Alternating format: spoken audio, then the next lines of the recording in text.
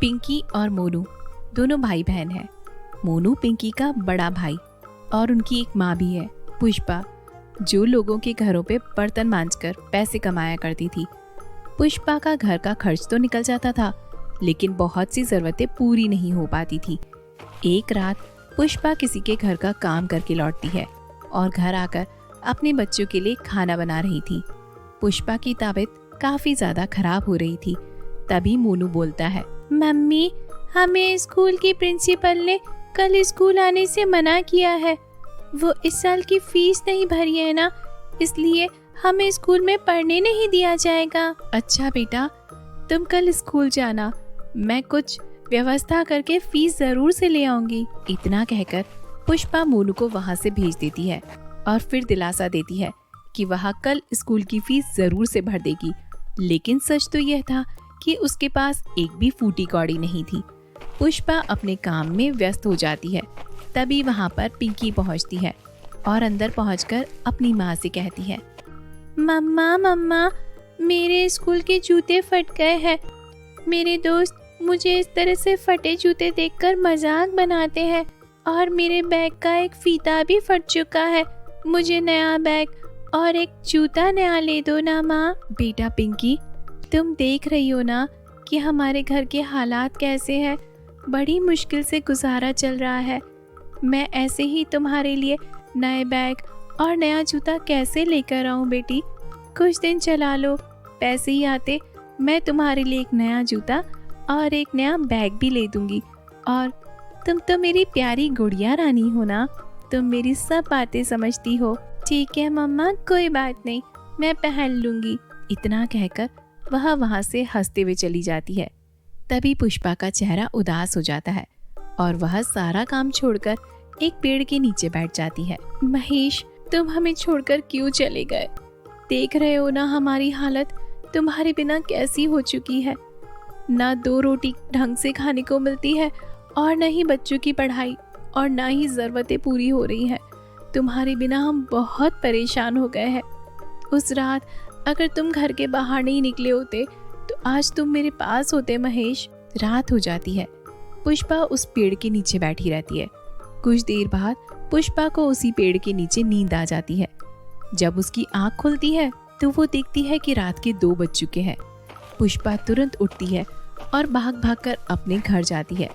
पुष्पा जैसे ही घर के अंदर पहुंचती है तो देखती है कि मोनू और पिंकी ने अखबार फैला रखे हैं और वह दोनों अखबारों के लिफाफे बनाने में लगे हुए हैं। उन्होंने ढेर सारे लिफाफे बना लिए थे। लिफाफे को देखकर पुष्पा कुछ समझ नहीं पाती और पूछती है, अरे मेरे बच्चों, तुम इतनी रात को ये अखबारों के लिफाफे क्यों बना रहे हो? तुम लोग अभी तक सोए नहीं? मम्मी, हम ये इसलिए बना रहे हैं ताकि हम पिंकी के लिए स्कूल के नए जूते ला सके। अरे मेरे बच्चों, इन लिफाफों से तुम जूते कैसे लेकर आओगे? मम्मी, स्कूल को जब हम जाते हैं तो रास्ते में एक दुकान आती है जहाँ पर एक आदमी ऐसे ही लिफाफे देता है और वहाँ अंकल उसे कुछ पैसे देते हैं। तो हमने सोचा हम भी लिफाफे बनाकर कुछ पैसे क्यों न कमा ले और फिर स्कूल के नए जूते भी ले आए। ये कैसी बात कह रहे हो बेटा तुम? अगर अंकल ने लिफाफों को नहीं खरीदा तो तुम क्या करोगे? अरे मम्मी, कोशिश करने में क्या जाता है? आप भी तो इतनी मेहनत करती हो ना। हम कुछ ना कुछ कर ही लेंगे और कोशिश करने वालों की कभी हार नहीं होती। मोनू और पिंकी ने मिलकर काफी सारे लिफाफे बना लिए होते हैं। फिर पुष्पा उन दोनों को सोने को बोलती है। इस तरह वो लोग सो जाते हैं। अगली सुबह मोनू स्कूल के लिए तैयार होकर लिफाफों को अपने बैग में रखता है और दोनों भाई बहन निकल जाते हैं। कुछ देर बाद उसी दुकान के सामने पहुंच जाते हैं जहां उन्हें लिफाफे बेचने थे।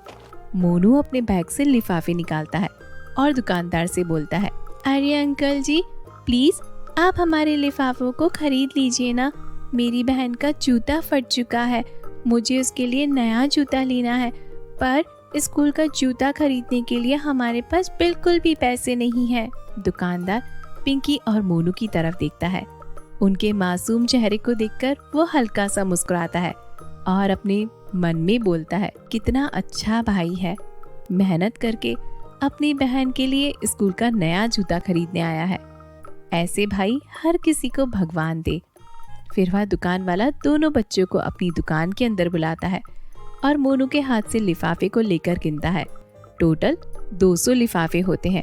दुकानदार मोनू से बोलता है, बेटा ये तो बस 200 ही लिफाफे हैं, मैं तुम्हें 200 रुपए ही दे सकता हूँ, और इतने में तुम्हारी बहन का जूता तो नहीं आएगा। तुम एक काम करो, मेरी दुकान से जूता भी ले जाओ और यहाँ पैसे भी। ऐसा समझो कि जूता तुम्हारी बहन को मैंने फ्री में दे दिया। नहीं अंकल जी, हम फ्री में जूता नहीं लेंगे। क्या हमारे लिफाफे आप कल भी खरीदेंगे? हम और ऐसे लिफाफे बना कर ले आएंगे। अगले दिन मोनू और पिंकी देर रात तक लिफाफे बनाते हैं और अगले दिन दुकानदार को बेच देते हैं। इस तरह पिंकी के लिए स्कूल का नया जूता भी आ जाता है। लेकिन घर में माँ की तबीयत खराब हो जाती है। अब ना तो दिखाने के लिए उनके पास पैसे थे और न ही घर का खर्चा चलाने के लिए।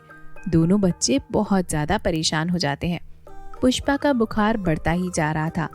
पिंकी अपनी माँ का बुखार उतारने के लिए तौलिया पानी में भिगाकर पुष्पा के सिर पर रखती है।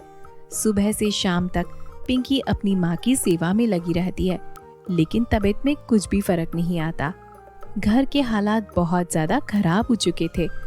दुकानदार ने भी अपनी दुकान बंद कर ली थी और सब कुछ छोड़ छाड़ कर गाँव लौट गया था। दुकान बंद देखकर मोनू बहुत ही उदास हो गया। वह समझ चुका था कि अब उनके पास कहीं से भी 1 रुपया नहीं आने वाला। घर में पुष्पा की तबीयत बहुत खराब होने लगी थी। ऐसा लग रहा था कि उनका आखिरी समय निकट आ चुका है। पिंकी अपनी माँ को तकलीफ में देखकर रोती रहती है, लेकिन मोनू अपने दिल को मजबूत कर कभी हार नहीं मानता। फिर मोनू घर के हालात देखकर दोबारा बाहर निकलता है, जहाँ उसे एक ट्रक दिखाई देता है जिसका मालिक सामान उतारने के लिए किसी को ढूंढ रहा था। मोनू तुरंत उसके पास जाता है और वह सामान उतारने के बदले कुछ पैसे की मांग करता है। ट्रक का मालिक मान जाता है और मोनू कड़ी धूप में ट्रक का भारी भारी सामान उतार देता है। उसे कुछ पैसे मिल जाते हैं और वह दवाइयाँ लेकर सीधा घर जाता है। फिर अपनी माँ को दवाइयाँ खिलाता है। दवाइयाँ खिलाने के बाद भी उसकी माँ की तबीयत में कुछ फर्क नहीं आता। मोनू रात के समय घर से निकल जाता है और एक पेड़ के नीचे जाकर बैठ जाता है। वह खुद को बहुत रोकता है, लेकिन फिर भी वह फूट फूट कर रोने लगता है। तभी उस पेड़ से एक आवाज आती है। तभी मोनू बोलता है, आप बोल कैसे सकते हो? इतना कहते ही वह जादुई पेड़ कहता है, मैं जादुई पेड़ हूँ बेटा, तुम रो क्यों रहे हो? मुझे बताओ क्या परेशानी है? मोनू उसे सब कुछ बता देता है। तभी पेड़ की टहनी हिलती है और एक लाल रंग का बैग नीचे गिरता है। तभी बैग बोलता है कि मैं जादुई बैग हूँ, मैं तुम्हारी मदद कर सकता हूँ। इस बैग की मदद से तुम अपनी मम्मी की तबीयत और घर की सारी स्थिति ठीक कर सकते हो और जो चाहो वह मांग सकते हो। मोनू बैग को उठाकर अपने गले में टांग लेता है और बोलता है कि मैं हवा में उड़ते हुए घर पहुंच जाऊं। चिड़िया की तरह वह उड़ता हुआ सीधे घर पहुंच जाता है और घर जाकर अपनी माँ की तबीयत ठीक कर लेता है। पुष्पा एकदम ठीक हो जाती है और फिर मोनू अपने घर की स्थिति भी ठीक कर लेता है। इस तरह बैग की मदद से पूरा परिवार ठीक हो जाता है और यह सब कमाल उस जादुई बैग का होता है जिसने उसकी मदद की थी।